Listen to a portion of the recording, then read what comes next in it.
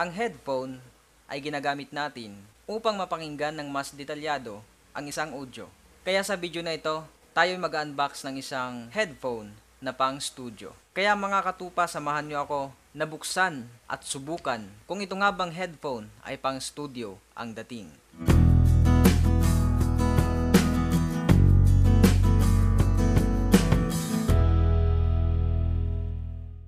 Kumusta katupa? Maraming salamat dahil nandito ka. So again, maraming salamat sa Mikel. Sa item na ito talagang ako'y na-amaze nung kasama to sa pinadala nila. Dahil nababalitaan ko na itong headphone na to, super quality. Kaya sa video na ito makikita natin at malalaman kung totoo nga ba ang kanilang sinasabi. Kaya ano pang ating hinihintay mga katupa, buksan na natin at kilatisin ang studio headphone na ito. Ito ang itsura ng kanyang mismong box. Hi-Fi sound quality, single side monitoring, comfortable and foldable, adapter free, and SharePort technology.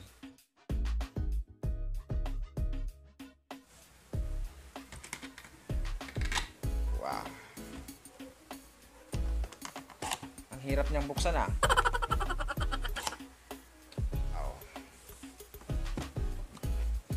At ito ang nilalaman ng kanyang box mga katupa. May nakita ako dito ang kanyang mga wires. Siguro ito yung pang-connect.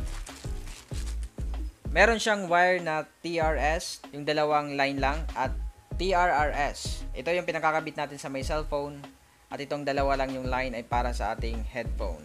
At hindi lang yan mga katupa, meron pa siyang isang kasamang connector or cable. Ito ay para sa headphone, yung TRS. At ito naman ay para sa may mixer. Pwede natin ito ikabit sa may mixer para ma-monitor natin yung pinapatugtog natin through our mixer. So napansin ko mga katupa sa kanyang wire ay napakaganda, napaka-solid niya. Yan. Hindi siya madaling masira. At meron siyang curly na wire. Yan. It will endure forever. Yung kanyang isang wire din ay ganun din. May katibayan siya na siya ay matibay. And puntahan naman natin yung kanyang pinaka main item. Excited na ako makita. Wow. Mamaya ka na. Dahil meron ditong user manual. Wala na ba dyan? So medyo makapal yung kanyang manual. So maraming babasahin. Yan. So puntahan na natin ang ating pinaka main item. Wow. Kita nyo yan mga katupa. Ang ganda na kaano pa. Naka-pouch pa. Saan kayo nakakita ng ganyang headphone? Naka-pouch. At ang ganda ng kanyang pouch, parang yung pangmamahalin na tela. Hindi siya tela. Think waterproof din to. Hindi ako sigurado. Wow. Kita ko na agad yung kanyang One Audio. Wow. Ang laki. Grabe. Dito natin makikita ang One Audio. Ayan, One Audio. At napakaganda mga katupa kasi hindi siya masakit sa ulo kapag inilagay natin sa ating ulo. May parang ano siya, may parang sofa. Meron siyang sofa. Yan.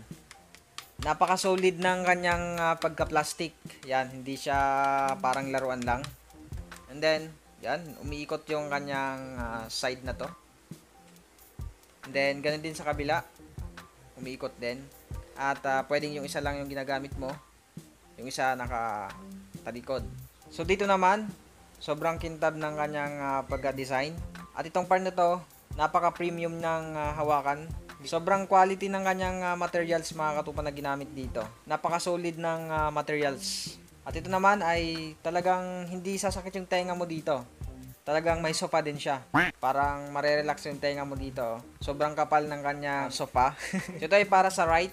Kasi merong R. At para to sa akin kasi Ricky. Itong L, left.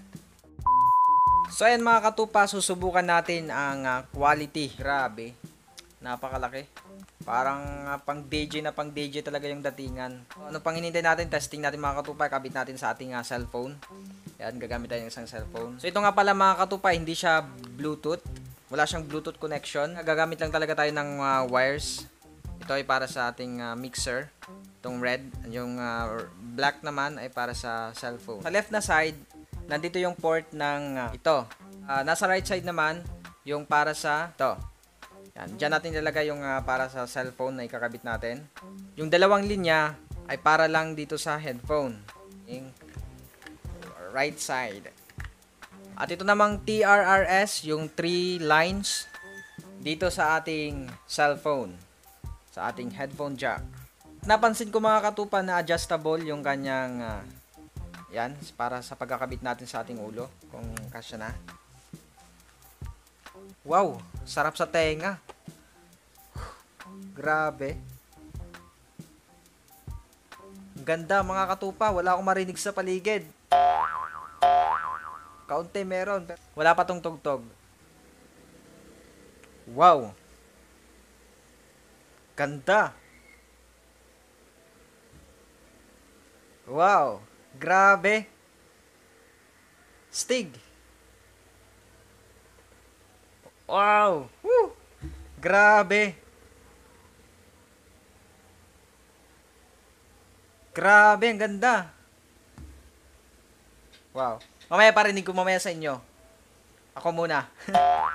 Grabe. First time ko maka-encounter na ganitong headphone. Your laugh never ending. Wala akong marinig sa paligid, mga katupa. Siguro malakas yung boses ko ngayon. Kasi naka-headphone ako. Ang ganda, sobra, grabe. Grabe. So hindi nyo to maririnig ng talagang malalaman nyo yung pinaka-quality niya kasi through microphone lang. Pero kapag personal talaga mga katupa, sobrang ganda, grabe. Paparinig ko sa inyo para malaman nyo na gumagana talaga siya. Yan. Pag ginamit nyo siya ng talagang personal, saka nyo malalaman yung quality niya. Pero talagang mga katupa, grabe. Honestly, hindi ako nagsisinungaling ha. Grabe. Grabe yung microphone. Microphone tuloy. Grabe yung headphone na ito. Whew. Kaya mga katupa, kung gusto nyo bumili ng headphone na ito, ito na ang tamang headphone para sa inyo.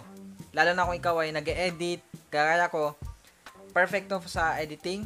Pag nag-edit ka ng mga videos o mga vlogs mo, mas maririnig mo ng detailed yung audio ng video mo. And then, sa mga covers, pwedeng magamit na ma-monitor mo yung iyong boses. Na-amaze ako sa quality nitong One Audio DJ Headphone Pro 10. So kung gusto ninyong bumili nito mga katupa, available to sa Mikel store. Nasa description box yung link. So yun mga katupa, maraming salamat sa panonood. Kung hindi ka pa nakapag-subscribe sa aking channel, pindutin na yung subscribe button at yung notification bell para updated ka sa mga bagong videos na i-upload ko. Ayan, maraming salamat. God bless you mga katupa. And all the glory belongs to God. Bye-bye.